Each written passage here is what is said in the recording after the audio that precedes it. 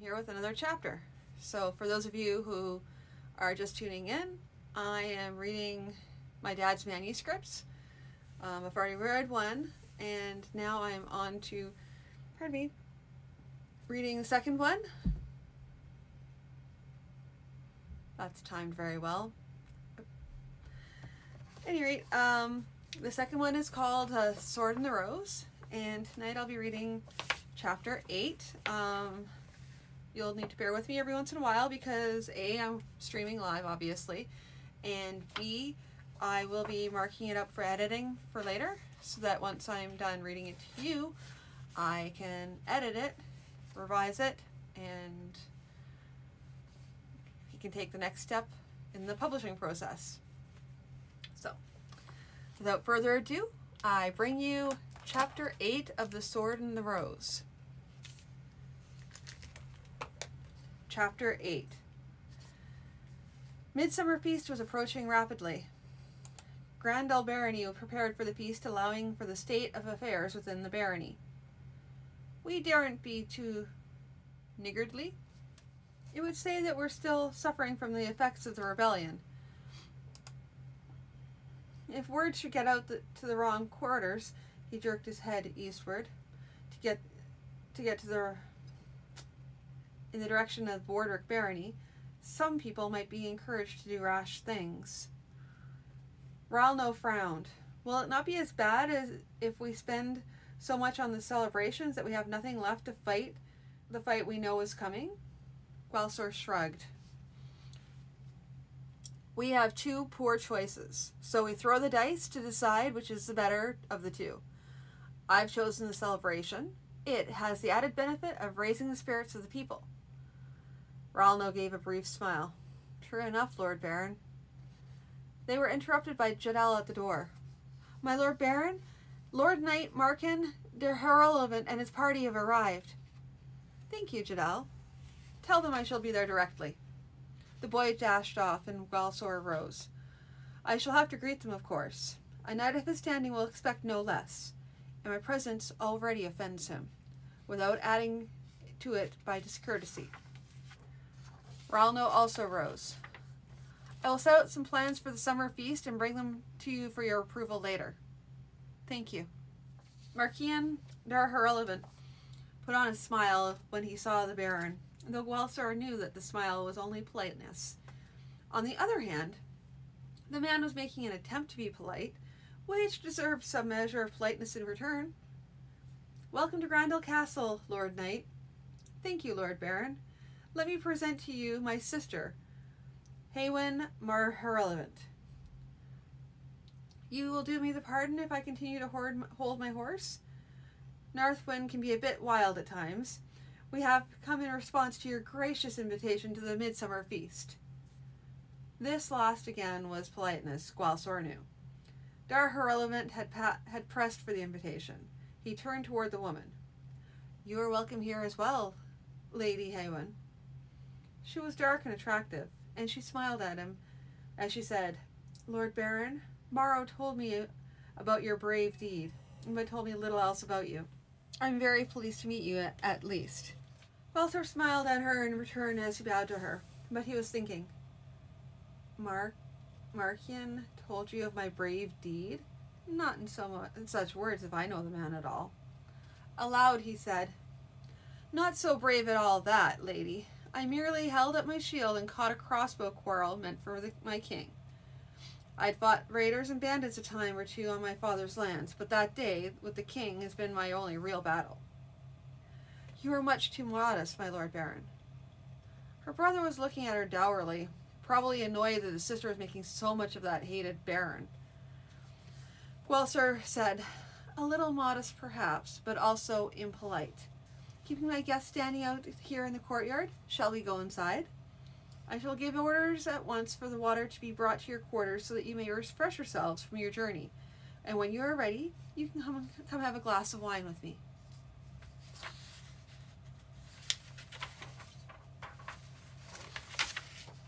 As he stepped aside to let them follow the servants, he continued speaking.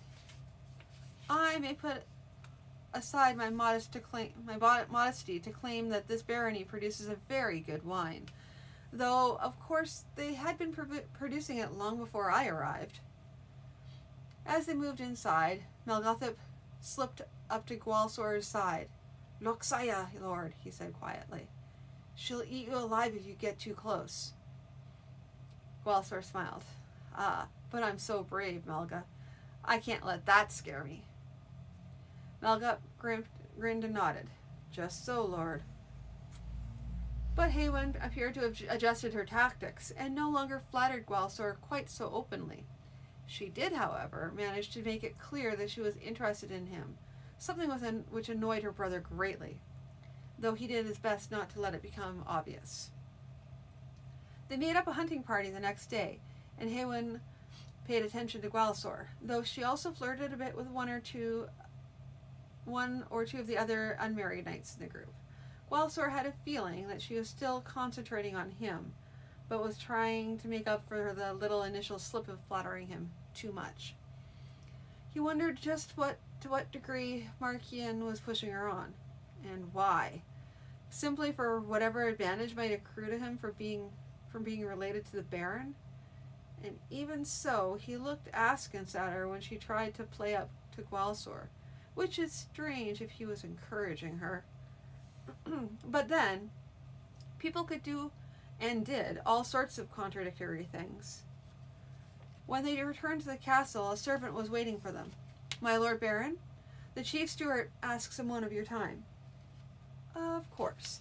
See the comfort of our guest, Jadal. Stable my horse." "Yes, Lord Baron." Gwalsor found Ralno with a piece of parchment in his hand. "What news, Ralno?" "Good news, my Baron, with a trifle obscure." Ralno held up a piece of parchment in his hand. "A message from the king saying that he is sending us something to make our midnight summer feast a little more glad." "And what is he sending?" "And that is where the obscurity comes in, my lord. He doesn't say what he is sending. Possibly a small purse of money? Perhaps we ought to consider sending invitations to some of the village headmen, particularly those to take to the west to join us to celebrate the midsummer feast, and make sure that they know that it is by the king's grace that we celebrate so fully." Ralno smiled. "You feel the word will be passed so widely, my lord?" "If I have any knowledge of villages at all, the word will pass as though it had wings. How many more can we invite?" Ralno frowned in concentration. "Much depends on what it is we assume the king is sending. We might be very badly out if we go on the assumption that he's sending money, and we ourselves put out 100 golds only to find he's sending a very large fruitcake from the king's kitchen." "Fruitcake would be for winter, not midsummer," objected Gwalsor. Ralno waved a hand at the objection. "It's just an example. You know what I mean." "Yes, I do. But it also too good a chance to give some of our foes a bit to think about. Suppose we consider it this way. The king is likely to send something for the feast. Whatever he sends, that will be so much less that we have had to spend. So, if we spend some of that and see to it that the people who know who is to thank, all the better." "And you are asking me to make a guess as to what the king might be sending?" Gwalsor nodded. "I'm afraid so. In a sense, I know the king very well, and in another sense, I know him hardly at all." Ralno frowned again. "I will do my best, my lord. Thank you for your time." As Gwalsor went, he wondered what the king could be sending. Despite what he had told Ralno, he expected something substantial. His difficulty was in thinking about the king at all. Thinking about the king brought back all those memories, along with a few fancies of his own. How bad was the spear crossbows? He had hoped to get over it in time, but the events of the spring had made him wonder. Charging that assassin had been irrational, however much he had tried to brush it off, and he wanted to flee at Gwila's hole, the only thing preventing There had been nowhere to flee, with his men lined up behind him. He shook his head. Go, my lord Baron, brood it over. That ought to improve things greatly. If Guelsor had any thought of escaping from his duties, the first sight of Forath standing outside Ralno's quarters put that to flight. What now, Marshal? Has someone absconded with the castle's store of practice swords? No, my lord, but the father's boots are and shirt sleeves. To see some of our new men handling of things, you might think it wise. That bad? My lord, do you know who we have serving us as men-at-arms? Without waiting for an answer, the marshal went on. First, there are some young men off the farms who have no hope of inheriting land, and no other means of making a living. Also, we have those who turn to arms, being unable to find work in their own trade. Then there are those whose trade is arms, but who have wandered to Grandel barony after being cut adrift by their former masters. And they are that bad? Those in the third group, no, but the other groups, he shook his head. Completely untrainable? Well, not completely. Forath ran a hand down his chin. Not completely, but I fear we won't have the time to get them ready before we have to go to battle. Guelsor nodded, his lips tightening. That is a difficulty. Perhaps not impossible, though. Ralno has given me some hopeful news. He outlined the message from the king, and Forath nodded. It should help. At least it might give some people cause to think that the king has not forgotten you. I wish we knew just what he was sending you. We'd be able to take better advantage of it. Exactly how Ralno and I feel at the moment, though. We can see to it the rumor goes around. Yes, that will do for sure. Their attention was suddenly taken by a clattering on the stairs. A white-faced page dashed up. My Lord Baron! My Lord Baron! He suddenly recalled himself and bowed quickly. My Lord Baron! There's been an accident. Jedel's hurt. Where is he? Down in the stable yard, my Lord Baron. Lead me to him. As they went, Guelsor asked, Has a healer been summoned? Yes, Lord, but it was thought that you would wish to know as well. And I do. Did you see what happened? No, Lord, but they say... No, I best hear it from those who actually saw it. But stand ready later to tell me what they were saying, just in case someone's memory is faulty or someone tries to shift blame. They did not speak again, and as they went down to the stable yard. The stable yard smelt partly of clean hay and partly of horse manure. There was a crowd gathered around something on the ground. They went into the crowd, which melted away before the Baron. Some even disappeared around the barns altogether, and Guelsor wondered if any of those had actually been involved in the accident. It didn't matter, of course. They could be tracked down if necessary. They came to the center, where a middle-aged man in a gray robe tied with the blue cord of a healer was kneeling over Jedal, who was lying white-faced on the ground. 4 others, 2 pages, 2 grooms, knelt there as well, concern on their faces. The 2 pages wore Dar Herelevant's family colors, as did one of the grooms. The other groom wore familiar colors, but at the moment Guelsor could not quite recall which of his knights they belonged to. He first felt concerned that he could not recognize the colors, then felt shame that he was worrying about colors when Jedal was hurt. He went down on one knee. He wanted to question the healer, but restrained himself. The man was running some kind of pale translucent stone over the boy's body, and interrupting him would not be a good notion. Guelsor concentrated on the stone. He'd heard of those, stones of ascertainment, used mainly as this one was being used to determine where an injury or illness was seated. It was not everyone, not even every healer, who could use a stone, and some priests frowned on their use as coming too near to the divining future. Guelsor could see that they might be invaluable in dealing with an unconscious man, finding where his injuries were before moving him. As the stone moved over the boy's right side, it turned pink, then bright red, then pink as it moved on. The healer muttered something faintly, then moved the stone back to where it turned the reddest. He held it there for a time, muttered something else, then went on. Finally he stood, dusted off his knees, and tucked the stone away in a pocket.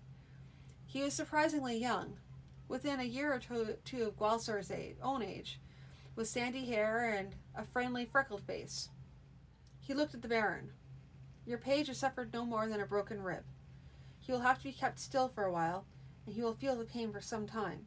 I will bind up his ribs and provide a draught for the pain. He looked down at the boy. Stay here and don't try to move. I will be back immediately with bandages and something for your pain. My thanks, said Gwalsor. I will see that you are rewarded. The healer snorted. Reward me by not allowing your page to injure himself again. With your leave, my lord? And without waiting to see you and without waiting to see whether or not leave was granted, he turned and strode away. Gwalsor looked up and noticed Melgaltha out of a corner of his eye and said, I suppose I ought to have him hung for disrespect, eh, Melga? There was a chuckle. No, lord. It's often bad to offend the healers, especially when you know you have to fight battles soon. But Gwalsor's attention was caught by something else. One moment, you four! The two grooms and two pages, finding themselves suddenly the only persons on the scene to whom blame might be attached, and having heard that Jadal's injuries were not fatal, were backing away towards the barn. They halted, and fear was apparent on their faces. He heard running steps behind, and turned just in time to see Brynjan rushing up, eyes only for Jadal. She flung himself to her knees, reaching for the boy. Gwalsor grasped Raz's shoulders. Wait, lady! The boy has a broken rib. You may injure him. She was suddenly up on her feet, glaring at him. Injure him? Injure him? It's not because of me that he lies here, is it? You said no harm would come to him. Does he look unharmed? Gwalsor took a hold of himself. She was upset, and to top it off, the one person he had not thought to inform was her, Jadal's mother. Lady, as I recall, I promised that no harm would come to him at my hands. When you arrived, I was just about to ask how he had been injured, as I was not here at the time myself. If you would wait a moment? He turned back to the four. Now, what happened here? The four looked at each other, and then at one of the grooms. Then one of the grooms spoke up. Lord, we meant no harm. We was racing to them Lord Markian's horses. Your page, he come in the yard, and they just be round in the corner, and they it. The Lord beat the horse you were leading. It pulled away. It pulled its own to other, and he fell. But we meant no harm, Lord. We meant no, not to him or to any. Gwalsor nodded. He had understood quite well. As long as there were grooms and pages, there would be hijinks, and only through bad luck would there come attention of the higher-ups. And what of the horses? The horses be all well, Lord Baron, save for a bump or a bruise here and there. But they be sound, no damage to the legs, nor aught serious. And where are they? They all be put away, Lord Baron. Gwalsor nodded. Again, Gwalsor nodded. Remove all the evidence, as much as possible. Which two horses of Lord Markian's had been racing? Likely. There'd be 4 different stories on that. Only if Lord Markian and a party required the use of any of the 2 particular horses and found them injured would anything be discovered in the normal course of things. My horses? Put away and brush down, Lord Baron. I see. Well, we will wait here for the healer to return, and once Jadal is seen to, you 4 will lead me to my horses, and if I am satisfied they have come to no harm, then all is well. Unless, of course, Lord Markian should complain to me of injuries suffered by his animals in my stables. No! Brynjan spoke from behind him. Gwalsor turned to Brynjan. What would you have, lady? Hanging? No, but at least a whipping. I could order that, of course, but courtesy demands that I request the masters of these to order whatever punishment they require. And as their masters are all guests under my roof, it is at least a little improper to have their servants whipped. She stood quiet then. She knew that she was a woman raised and trained to deal with the oversight of a whole household, servants and all. She would know the properties as well as he. But when it came to her son, she might wish to break all manner of rules. Only a short while later, the young healer came back, carrying a woolen bag. His glance around the small group showed little regard for any. "Will you need our help?" asked Gwalsor. "If the Lady Brennan will be willing to help, yes, and then the rest of you may go where you will." Even as he spoke, he was turning back to his patient. "Shall we go see the horses then?" They went to the stalls where both Gwalsor's horse and Jadal's were kept.